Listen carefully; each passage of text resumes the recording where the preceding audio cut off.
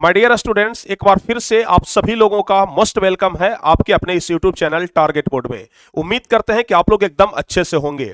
आज हम आपके लिए इतिहास से संबंधित 25 ऐसे ऑब्जेक्टिव क्वेश्चन लेकर आए हैं जो कि इतिहास के लिए बहुत बहुत बहुत ज्यादा इंपॉर्टेंट क्वेश्चन है। यदि आप लोग यह 25 क्वेश्चन देख लेते हैं तो ईयर वाला क्वेश्चन से आपका डर खत्म हो जाएगा। आप लोग इतिहास में सबसे ज्यादा परेशान होते हैं ईयर याद करने से, यानी कि साल का नाम याद करने से। प्यारे बच्चों, हम 25 ऐसे क्वेश्चन लेकर आए हैं जो कि प्योर ईयर वाला क्वेश्चन है और मैट्रिक परीक्षा में बार बार पूछा जाता है। तो चलिए बिना समय गवाए हम शुरुआत करते हैं और आप लोगों को 25 क्वेश्चन बता देते हैं जो कि आपके परीक्षा में बार बार पूछा जाता है।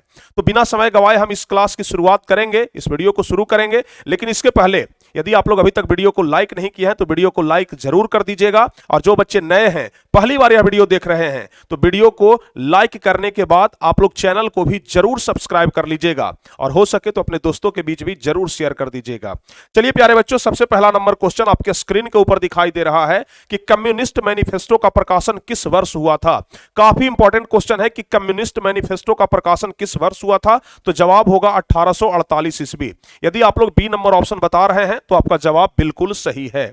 दूसरा नंबर क्वेश्चन है कि रूस में कृषक दास प्रथा का अंत कब हुआ। रूस में कृषक दास प्रथा का अंत, तो इसका जवाब होगा रूस में कृषक दास प्रथा का अंत हुआ था 1861 ईस्वी में। यदि आप लोग ए नंबर ऑप्शन बता रहे हैं तो आपका बिल्कुल सही जवाब है।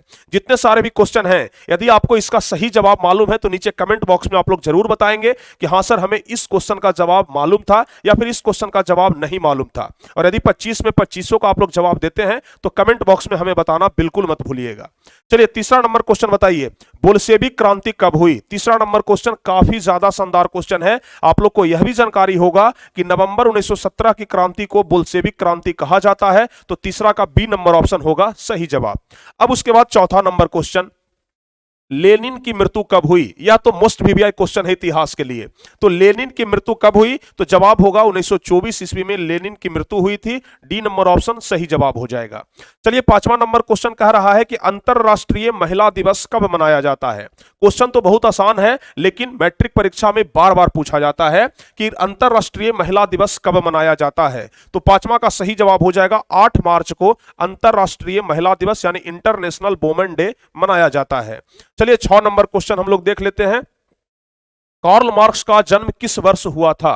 कार्ल मार्क्स का जन्म किस वर्ष हुआ था, तो ध्यान रखिएगा सन 1818 ईस्वी में कार्ल मार्क्स का जन्म हुआ था। कभी कभी यह भी पूछ देता है कि कार्ल मार्क्स का जन्म किस परिवार में हुआ था, तो आप लोग ध्यान रखिएगा यहूदी परिवार में कार्ल मार्क्स का जन्म हुआ था। ठीक है, यहूदी परिवार में। तो 6 का बी नंबर ऑप्शन आप लोग ध्यान रखिएगा।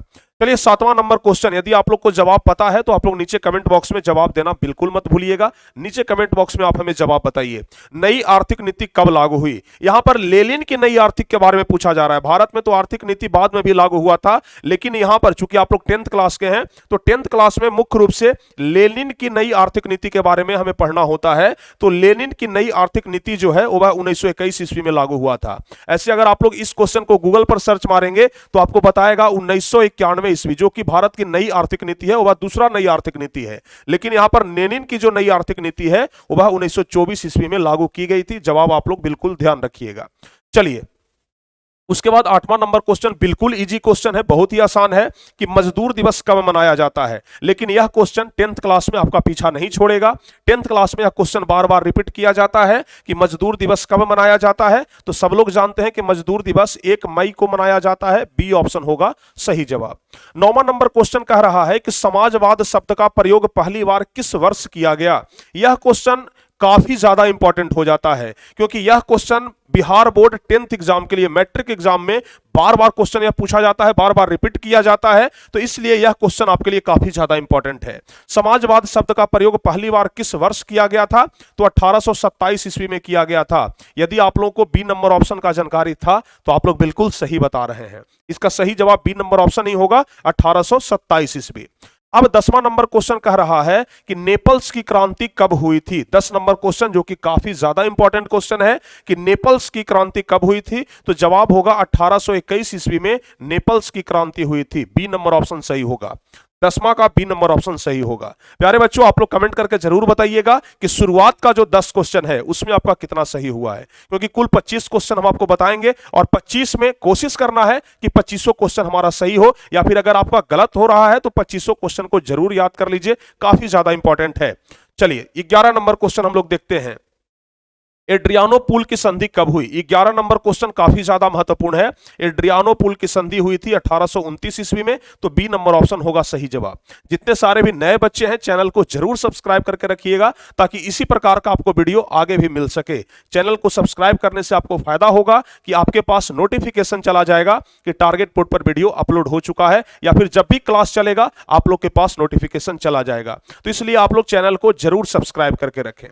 12 नंबर क्वेश्चन है कि एक्ट ऑफ यूनियन किस वर्ष पारित हुआ था? एक्ट ऑफ यूनियन किस वर्ष पारित हुआ था? तो जवाब होगा 1707 ईस्वी में एक्ट ऑफ यूनियन पारित हुआ था। 12 का बी नंबर ऑप्शन यदि आप लोग बता रहे हैं तो बिल्कुल सही जवाब है।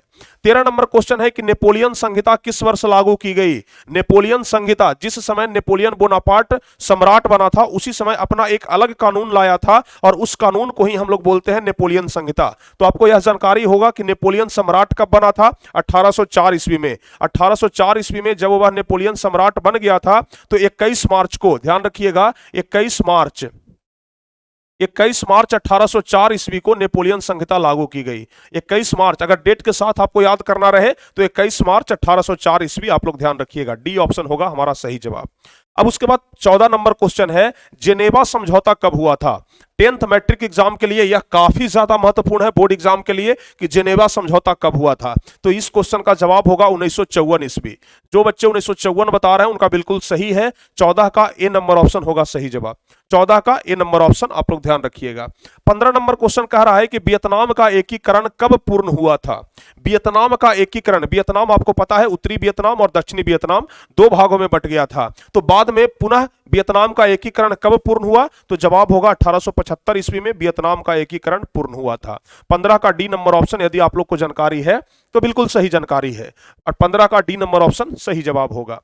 चलिए 16 नंबर क्वेश्चन हम लोग देखते हैं। वियतनाम लोकतांत्रिक गणराज्य की स्थापना किस वर्ष हुई?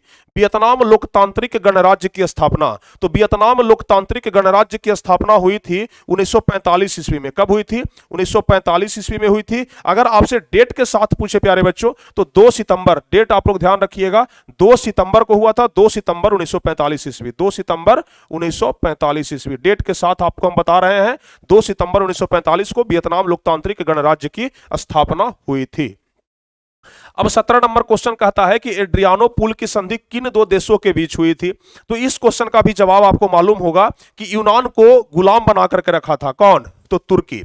तुर्की जो था वह यूनान को गुलाम बना करके रखा था, और यूनान अपने आप को आजाद करना चाहता था, और उसी आजादी की लड़ाई में यह सबसे लास्ट में एक संधि होता है एड्रियानोपुल की संधि, जो कि कब होता है, जो कि इसके बारे में आगे हम क्वेश्चन आपको बताएंगे। आगे हम आपको क्वेश्चन बताएंगे। 1829 ईस्वी में एड्रियानोपुल की संधि होता है, और तब जाकर के तुर्की और रूस के बीच में, समझ गए। और उसके बाद एक और संधि होता है कस्तुनतुनिया की संधि, उसके तहत यूनान को आजाद कर दिया जाता है। लेकिन यहां पर पूछा गया है एड्रियानोपुल की संधि किन दो देशों के बीच हुई थी? तो जवाब होगा तुर्की और रूस के बीच हुई थी। अब 18 नंबर क्वेश्चन, जो कि काफी ज्यादा महत्वपूर्ण क्वेश्चन है, कि फ्रेंच इंडो चाइना की स्थापना किस वर्ष हुई थी? फ्रेंच इंडो चाइना की स्थापना, तो क्या होगा इसका सही जवाब? 18 का सही जवाब होगा 1887 ईस्वी, 1887। तो फ्रेंच इंडो चाइना की स्थापना हुई थी 1887 में। जो बच्चे 1887 बता रहे हैं उनका बिल्कुल सही जवाब है। चलिए 19 नंबर क्वेश्चन आप लोग बताइए। गांधी जी ने असहयोग आंदोलन की शुरुआत कब की? गांधी जी ने असहयोग आंदोलन की शुरुआत कब की? तो जवाब क्या होगा? 19 नंबर क्वेश्चन, जवाब कौन सा होगा? तो जवाब होगा 1 अगस्त 1920। सी नंबर ऑप्शन बिल्कुल सही होगा। यदि आप लोग सी नंबर ऑप्शन बता रहे हैं तो आपका जवाब बिल्कुल सही है। उसके बाद 20 नंबर क्वेश्चन, लखनऊ समझौता किस वर्ष हुआ था? लखनऊ समझौता, तो लखनऊ समझौता हुआ था सन 1916 में, 1916 में हुआ था लखनऊ समझौता 1916। 20 का ए नंबर ऑप्शन सही होगा। तो प्यारे बच्चों, लगातार 20 में से कितने बच्चों का 20 में 20 सही हुआ है? आप लोग नीचे कमेंट करके जरूर बताइएगा। अभी 5 और ऐसे क्वेश्चन हम आपको बताएंगे जो आपके मैट्रिक बोर्ड परीक्षा के लिए काफी ज्यादा महत्वपूर्ण होता है। 5 और ऐसे क्वेश्चन हम आपको बताने वाले हैं।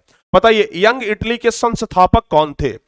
यंग इटली के संस्थापक, आपको पता है यंग इटली के संस्थापक थे मेजनी। सी नंबर ऑप्शन सही जवाब होगा। इसी क्वेश्चन में एक चीज और पूछा जाता है, यंग यूरोप, तो यंग इटली हो या फिर यंग यूरोप हो, दोनों का संस्थापक कौन थे? तो मेजनी ही थे। 21 का सी नंबर ऑप्शन होगा सही जवाब।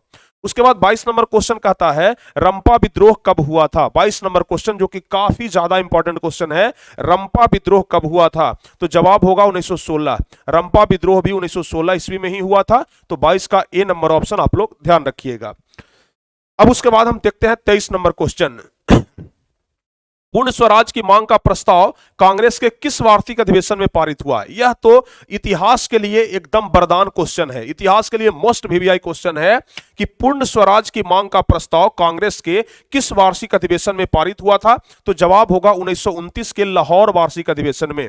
1929 के लाहौर वार्षिक अधिवेशन में पूर्ण स्वराज की मांग का प्रस्ताव पारित हुआ था। अब 24 नंबर क्वेश्चन कह रहा है कि असहयोग आंदोलन का प्रस्ताव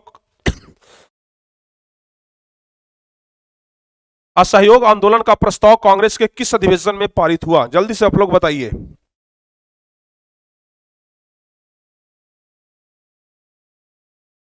असहयोग आंदोलन का प्रस्ताव कांग्रेस के किस वार्षिक अधिवेशन में पारित हुआ था? तो इसका जवाब क्या होगा? ध्यान रखिएगा, सितंबर 1920 कलकत्ता अधिवेशन में। सितंबर 1920 कलकत्ता अधिवेशन में असहयोग आंदोलन का प्रस्ताव कांग्रेस के अधिवेशन में पारित हुआ था। तो 24 का ए नंबर ऑप्शन बिल्कुल सही जवाब होगा। अब 25वां नंबर क्वेश्चन है, दक्षिण अफ्रीका से गांधी जी किस वर्ष वापस भारत आए थे? दक्षिण अफ्रीका से गांधी जी भारत किस वर्ष आए थे? तो यहां 25 का सही जवाब कौन सा होगा? तो ध्यान रखिएगा, दक्षिण अफ्रीका से गांधी जी किस वर्ष भारत वापस आए? तो इसका जवाब होगा 1915 ईस्वी। यदि आप लोग सी नंबर ऑप्शन बता रहे हैं तो आपका बिल्कुल सही जवाब है। तो यह टोटल 25 क्वेश्चन हम आपको बताए, और इस 25 क्वेश्चन में से आप लोगों ने कितना सही किया नीचे कमेंट बॉक्स में आप लोग जरूर बताइएगा। और यह 25 क्वेश्चन इतिहास का ऐसा क्वेश्चन है जो कि लगभग प्रत्येक वर्ष रिपीट किया जाता है।